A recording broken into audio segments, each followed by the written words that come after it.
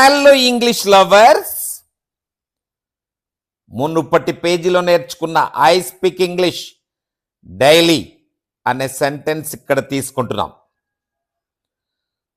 I speak అంటే first form of the action word V1, English object.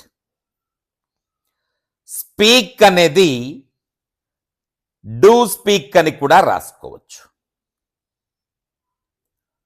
Speak అని పలికినా do speak అని పలికినా రెండు ఒకటే.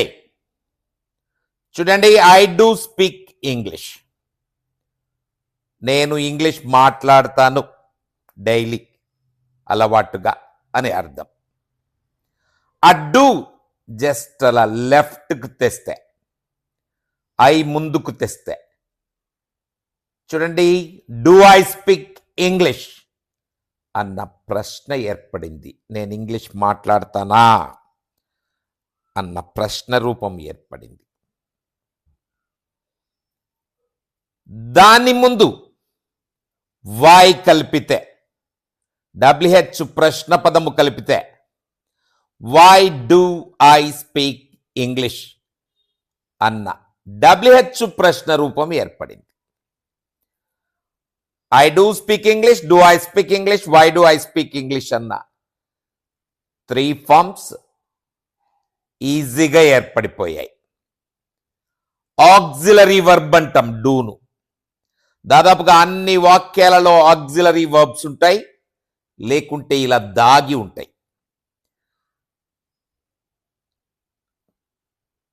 ఆ డూలన్నింటికి నాట్ కలిపితే I do not speak English, don't I speak English, why don't I speak English అన్న మరో 3 రూపాలు వచ్చేస్తాయి. ఇప్పుడు చూడండి, I speak English, do I speak English, why do I speak English, I do not speak English, don't I speak English, why don't I speak English అన్న 6 రూపాలు వచ్చేసాయి. Next రెండో వాక్యం ఐ స్పోక్ ఇంగ్లీష్ తీసుకుంటే అది did plus speak equal to spoke. Auxiliary verb తో కలిపి చెప్పాలనిపిస్తే did speak అని కూడా మాట్లాడచ్చు. పై విధంగానే డిడ్ ను ఎడం వైపుకు తెస్తే did I speak English, why did I speak English అన్న 3 రూపాలు వచ్చేసాయి. ఆ డిడ్ కు నాట్ కలిపితే I did not speak English, didn't I speak English, why didn't I speak English అన్న మరో 3 రూపాలు వచ్చేసాయి. గమనించండి, I spoke English, did I speak English, why did I speak English అన్న 3 ఫార్మ్స్ తర్వాత వై ప్లేస్ లో ఏ WH ప్రశ్న పదాన్నైనా అలా తీసి కూర్చోబెట్టడమే. Where did I speak English, when did I speak English, how did I speak English, in which school did I speak English. ఇలా మనకు బుద్ధి పుట్టినటువంటి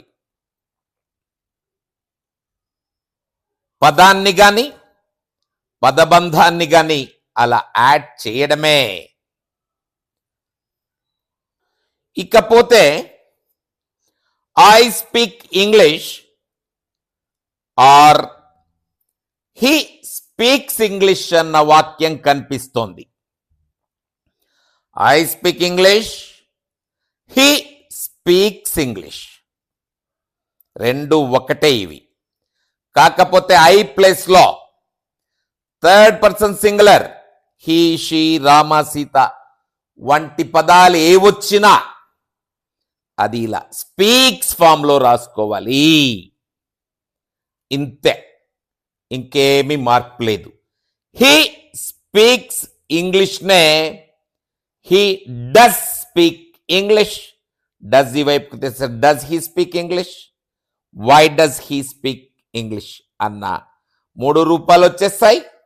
he does not speak English, doesn't he speak English, why doesn't he speak English అన్న మరో 3 రూపాలు కూడా చెప్పేయగలుగుతాం. Statements అన్ని మొదటి పేజీలో నేర్చుకున్నాం. I speak English, I spoke English, I will speak English. I am speaking English, I was speaking English, I will be speaking English. I have spoken English, I had spoken English, I will have spoken English. I have been speaking English, I had been speaking English, I will have been speaking English. I am a student at present. I was a student last year. I will be a student next year. Speak English, don't speak English అన్న 17 వాక్యాలు మొదటి పేజీలో మనం నేర్చేసుకున్నాం. ఇప్పుడు అందులో I తర్వాత ఉన్న auxiliary వర్బ్ను లెఫ్ట్కు తేవడం, 6 రూపాల్లో పలుక్కోవడం. ఇప్పుడు చూడండి, ఐ విల్ స్పీక్ ఇంగ్లీష్ ఉంది. విల్ ఐ స్పీక్ ఇంగ్లీష్ అనే క్వశ్చన్ గాను, why will I speak English అనే WH క్వశ్చన్ గాను మార్చుకోవచ్చు. I will not speak English, won't I speak English, why won't I speak English? మరోసారి ఈ పేజీని గమనించండి. I speak English కాస్త I do speak English అనుకున్నాం. Do I speak English, why do I speak English, I do not speak English, don't I speak English, why don't I speak English గా మారిపోతుంది. I spoke English, I did speak, spoke కాదు ఇక్కడ, I did speak గా రాసుకోవచ్చు. I did speak English. Did I speak English? Why did I speak English? I did not speak English. Didn't I speak English? Why didn't I speak English గా మారిపోతుంది. వైని తీసి మనకిష్టం వచ్చినటువంటి WH ప్రశ్న పదాన్ని గాని పదబంధాన్ని గాని అలా సులభంగా ఉంచేసుకోవడమే. ఆ తర్వాత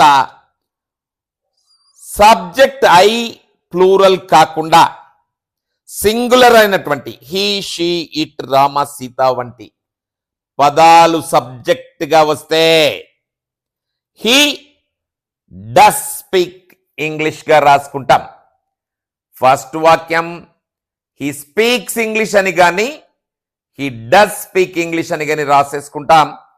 డస్ ఇలా తెచ్చుకుంటే does he speak English, why does he speak English, he does not speak English, doesn't he speak English, why doesn't he speak English అనే 6 ఫార్మ్స్ మనకు అంత ఈజీగా వచ్చేస్తాయి.